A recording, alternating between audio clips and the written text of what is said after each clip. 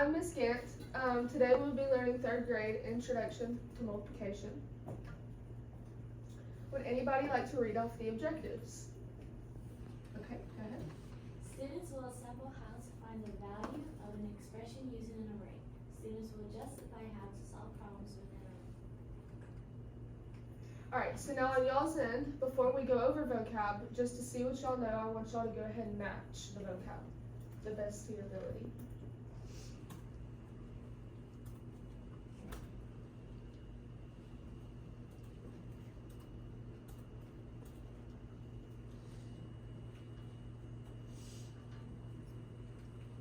And when you're done, just give a thumbs up. Alrighty. Can anybody tell me what definition goes to the word column? It's an arrangement of objects going up and down. Good. Alright, would anybody like to say the definition of row? Okay. An arrangement of objects going from left to right. Good job. And what about product? Okay. The answer to the multiplication problem. And last but not least, what goes to array? The arrangement of objects in rows and columns. Good. Alright, so vocab. Would anybody like to read vocab? Alright, nobody? Repeated addition is adding the same number multiple times. Multiplication is the operation that gives us the result of combining equal groups. An array is an arrangement of objects in a row and columns. A row is an arrangement of objects left to right.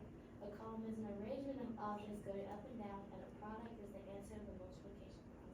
Good job. Alright, so the first question is 4 times 3.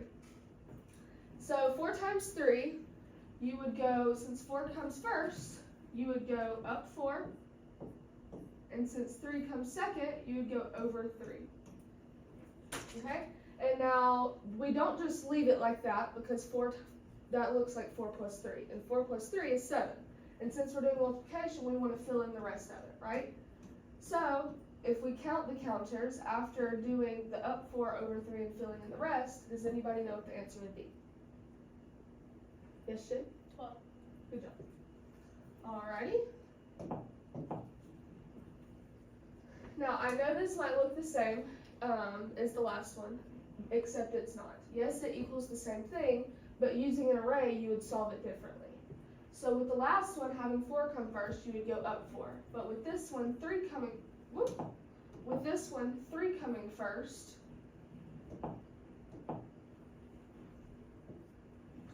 you would go up 3 first. And then, with 4 coming second, you would go over 4. So, once again, you would not just leave it like that, because once again that would equal 7. You would fill in the rest of it. And now, what would this equal? Good. Alright, now on y'all's end, y'all are going to shade in what the correct array would look like.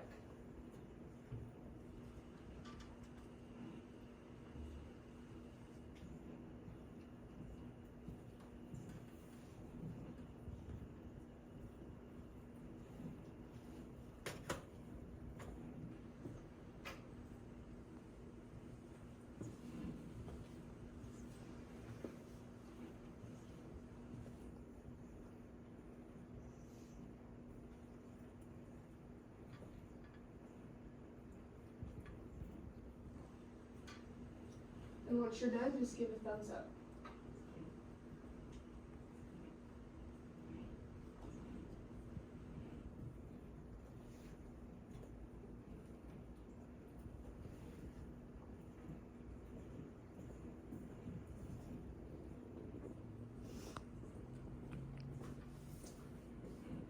Alright, would anybody like to come up to the board and do it? Or would you like, okay. We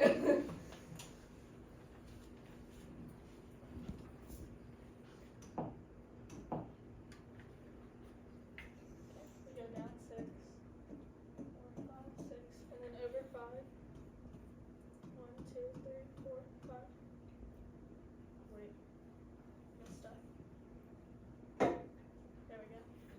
1, 2, 3, 4, 5.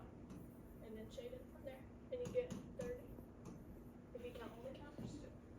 Now, does everybody have a better understanding of how to solve using an array? Yes.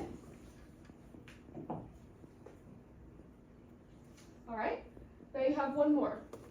It's the same concept, you're still shading in the same array, it's just a different equation.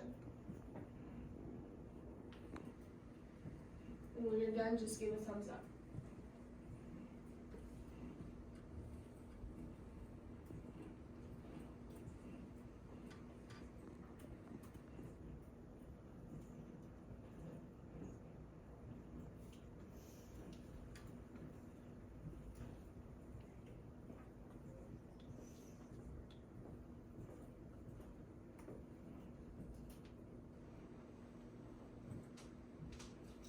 Alrighty, would anybody like to come up and show us how to do this one? Alright, Delaney?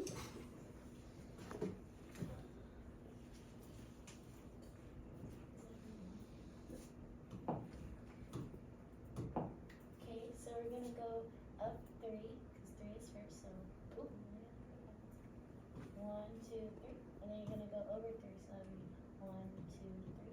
You're gonna shade it in, and you'll get 9. Good. Does everybody understand that one?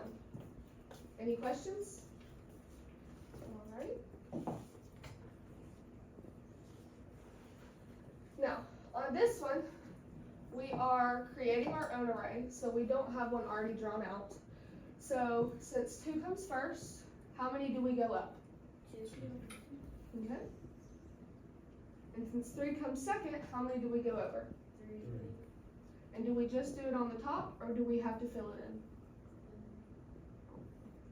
Alright, and what does that equal? 6. Good. Alright. Now, this is your assessment. You're going to match the equations with the picture. And y'all will do this on y'all's end.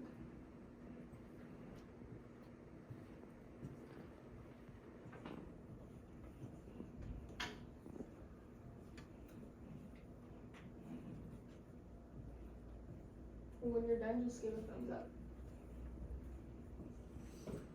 Alright. Does anybody have any questions? No?